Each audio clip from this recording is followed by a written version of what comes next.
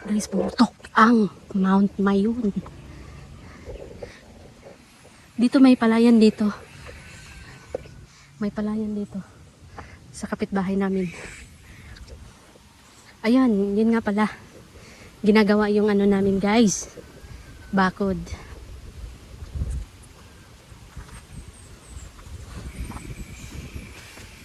Ayan. Tubo lang siya, nakasiminto tapos kinabitan ng ganire. Barbed wire. Papunta doon. Ayan, papunta doon.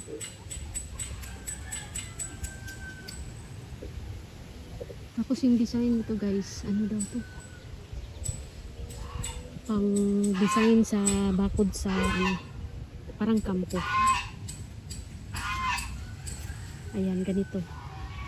Pero yung naka-siphon daw yun, ito. Kasi mahal yung siphon wire. Ito lang ang ano, gamit namin, barbed wire. At least, maano, kumbaga mag-alangan yung papasok dito. Kasi may bakod na siya. Ayan, naka-barbed wire siya.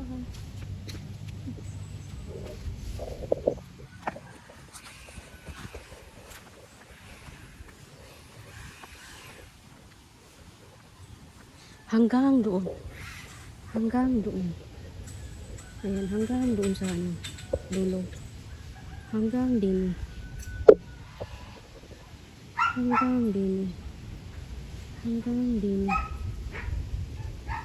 Dito naman sa may ano, poste din sa may gate. So ito yung magiging gate guys. Magiging gate. Ayan.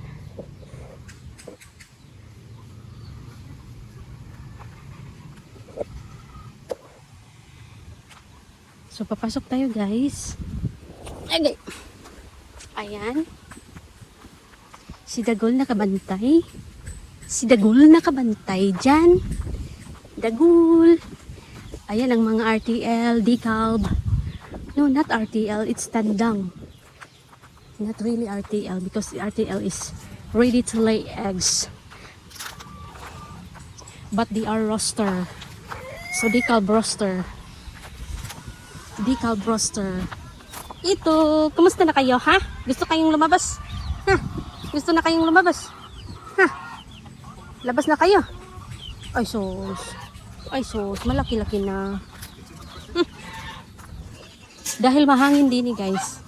So, nagkalat yung mga dahon kung ano-ano. Nagkalat. Hello! So, tingnan natin ulit. Sige lang tayong inspection nito. Kung mayroong itlog. Ayan, binuli na naman nila. Kaya nagtago. Sa manok, may bully. So, kukuha tayo ng egg. At saka dala check. Kung may tinuka. Ganun lang guys. Sige lang tayong check. Every now and then. Ayan. Kita mo nyo yan guys. Binuli siya. Kaya naging pahak yung likod niya. Kasi tinutuka siya oh. Tinutuka kasi siya guys. Buti na lang. Yung mga nanuka din eh. Walang mga ano yan. Mga nguso.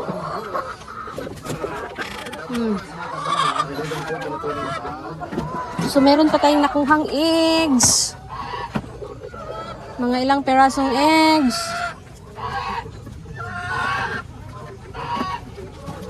At least may eggs pa.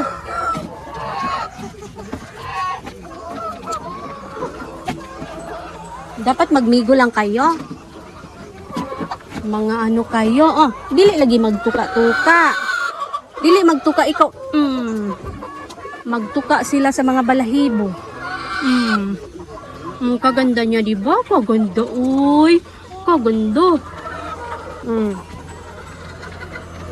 Yan naman, nangakalbo na yan, guys. Kasi, yung kapwa nilang manok, tinutuka din yung mga balahibo.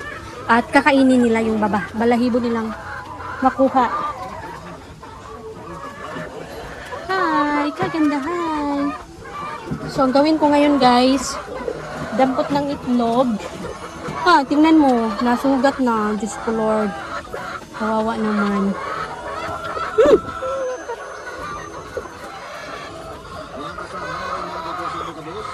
Pag hindi nila gusto yung kasama nila, kawawa naman. Dugong-dugo na siya. Delikado to. So, ang gagawin ko, ililipat ko na naman siya. Ihahalo ko na naman.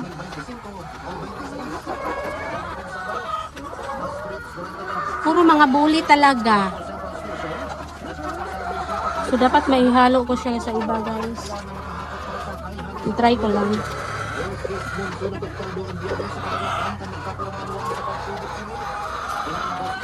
Hi guys, good morning. It's January 4, 2026. At ito, dito pa rin ako sa aming farm. Tingnan nyo yung aming nabili guys na gigante. Ay, ang mahal, 700. Nakita nyo yan guys, pero babae yan. Paris ni Dagol. Hello! Hello! Good morning! Good morning! Good morning! Guys, andito ako sa aming manukan. Ngayon mag-harvest ako ng mga itlog para habang hindi pa natuka kasi sayang din. So mag-harvest tayo guys. So, ayan, dito na naman ako. Mamulot ng itlog.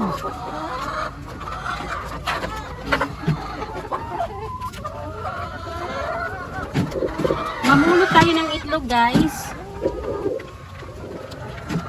Usually ang mga manok after mangitlog, nagpapahinga sila, natutulog sila guys. Yung mga manok na after mangitlog, minsan yung mga ibang manok natutulog, yung iba naman kumakain kakain sila after mangitlog. Ayan.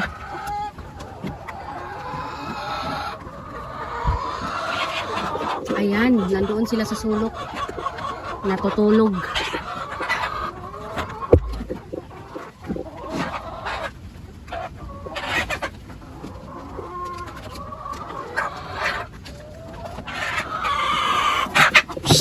Ay, nganong ang away man? Mang-away man, ha? Nganong mang-away man? Kawawa naman yung inaaway nyo. Ha? Ha? Bakit mang-aaway? Ha? Bakit mag-aaway? Huwag mag-aaway. Di mag-aaway ha? Ha? Mga good girl kayo ah. Huwag kayong mag-aaway. Dali.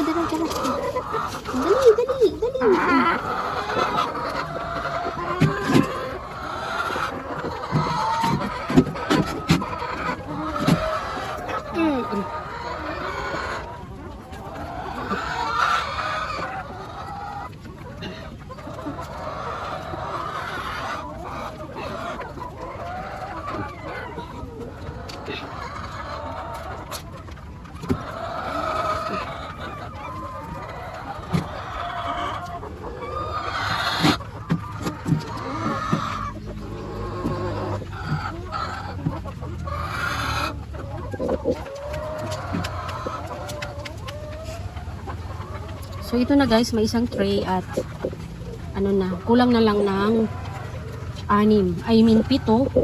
Kulang na lang ng 7 para magdalawa. Kulang na lang ng 6 para magdalawa. Dalawang tray. As usual.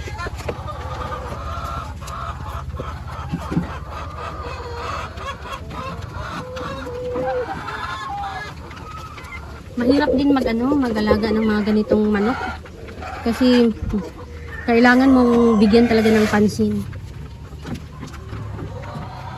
na okay sila. Ayan, mamaya magbigay ako ng gamot at vitamins. Gamot una, then vitamins. Ayan. So, ang panahon ngayon guys, medyo malamig. Mahangin, malamig. Tapos, parang nilalamig din yung mga manok sa panahon ngayon.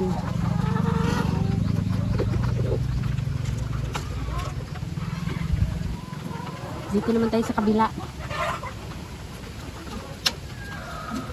Ay! Ay! Ay!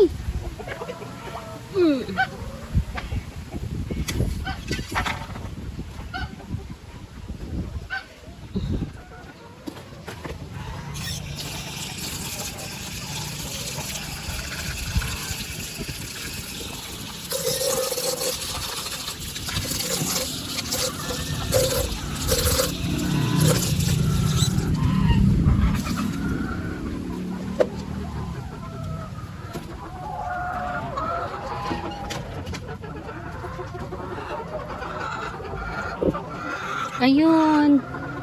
Meron na silang dagdag na itlog. Kasi kanina nag-harvest na ako guys. Pangalawang harvest na to.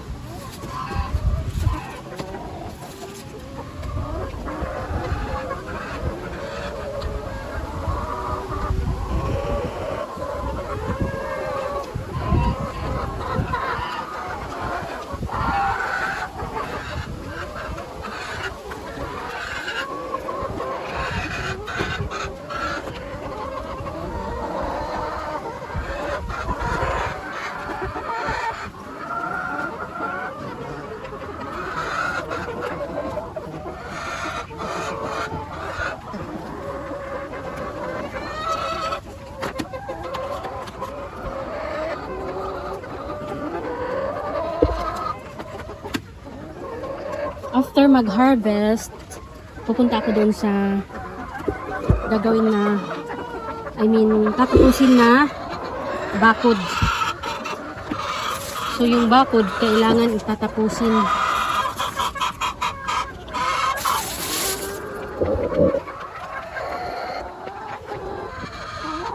So ayan guys. Mamaya ulit. Kasi hindi pa sila tapos mangitlog.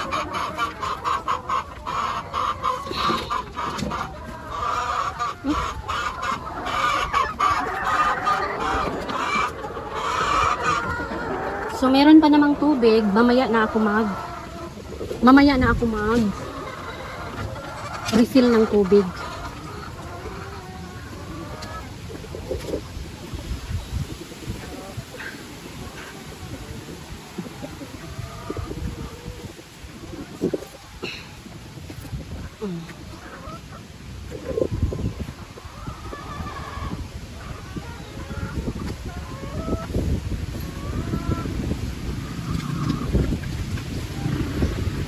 Grabe talaga ang hangin.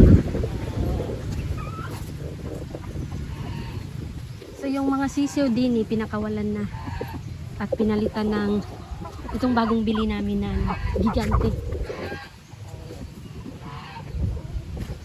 So punta naman ako doon sa bakod namin. Ginagawang bakod namin.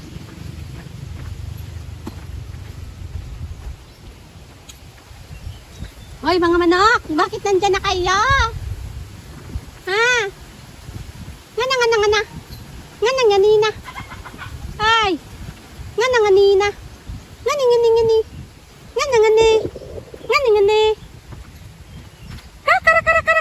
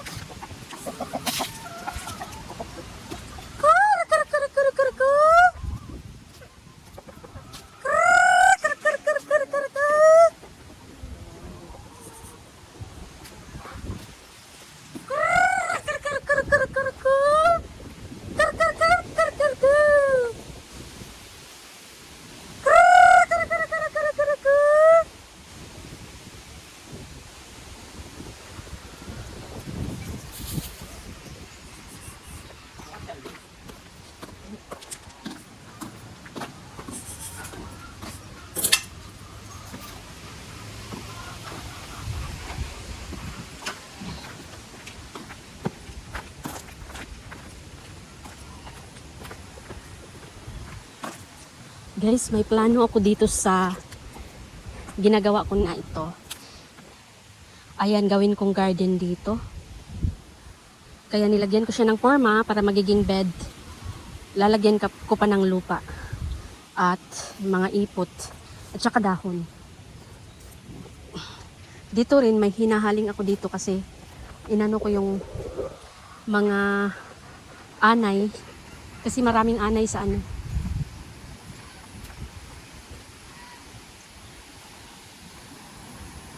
Dito guys, pinapastulan na lang to ng ano, ng kambing para may makain naman.